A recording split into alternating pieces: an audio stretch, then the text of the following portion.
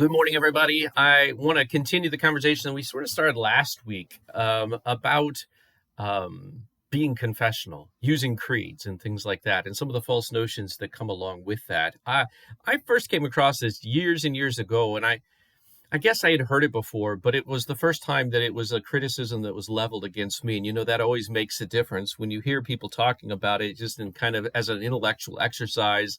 It may not bug you that much, but when people accuse you of something, then it becomes personal. And I don't want to overstate it. This guy wasn't really being accusing. In fact, I think he was trying to compliment me, and he was a good guy. But I remember right after our congregation started working with people with developmental disabilities, we were connected with a lot of different groups to get training, to get help, to not just learn how to do the work that we were doing, but to help us connect with people.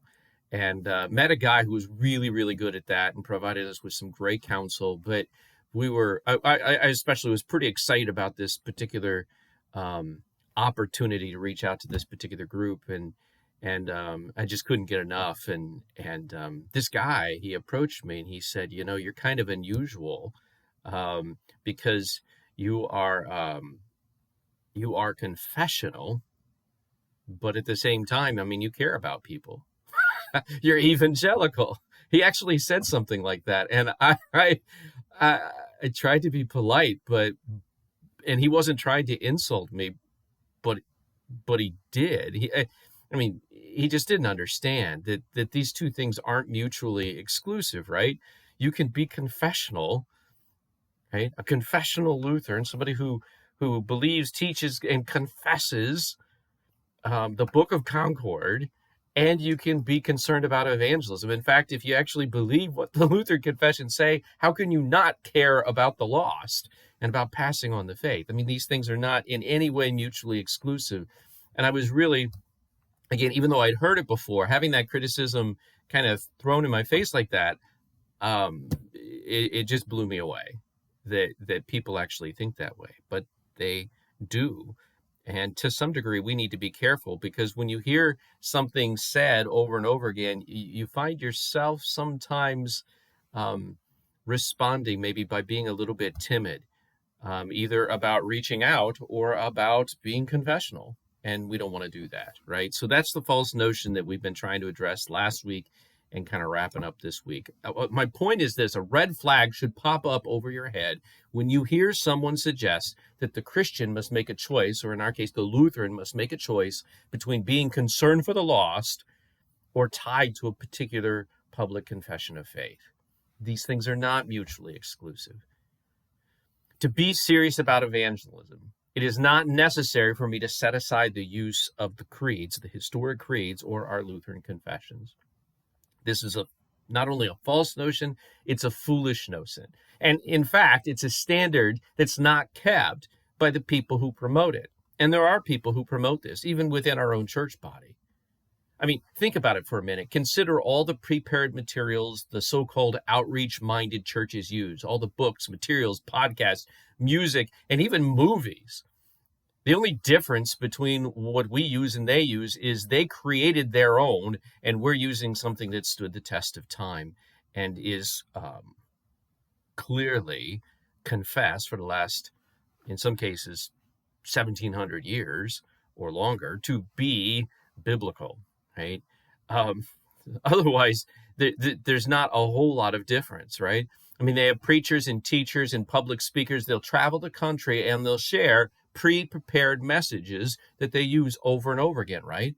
But they reject the use of the historic creeds. They turn up their noses at our Lutheran confessions.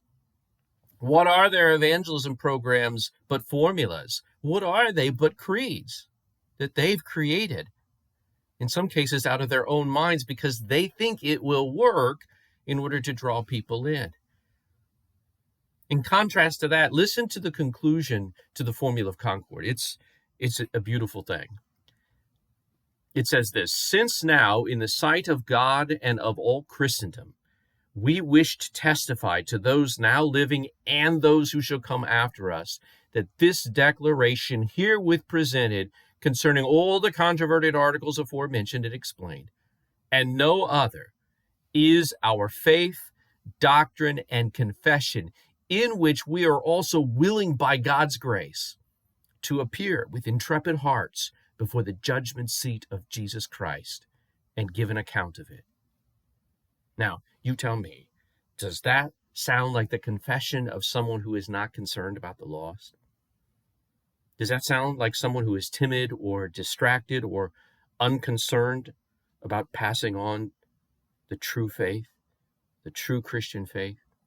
Or does that sound like someone who's ready to give an answer for the hope that he has and to do it with courage and confidence? Don't be fooled. Don't allow people to put a wedge between being confessional and being evangelical. These things belong together. Always interested in your thoughts and your feedback. Look forward to hearing some of your comments. If you like this, please pass it along. If you don't like it, again, leave a comment. Let me know what you're thinking. But help us get the word out with these videos. Appreciate it. I have a second video that I think I'm going to try to get out this week because I'm afraid I'll forget about it if I don't do it. But I've been reading some G.K. Chesterton. So I think along with this false find, we're also going to have another quote of the week video. I usually don't do both, but I think I will. And the reason I'm mentioning it here is sometimes when I post two videos, people only see one of them. And I want to make sure you know there's two. Found some really cool stuff as I was reading Chesterton's Orthodoxy, and want to share that quote with you. But I'm going to do that in a separate video, so keep your eyes open for that. It may come out, if not today, tomorrow. All right. God bless you all. God bless your week.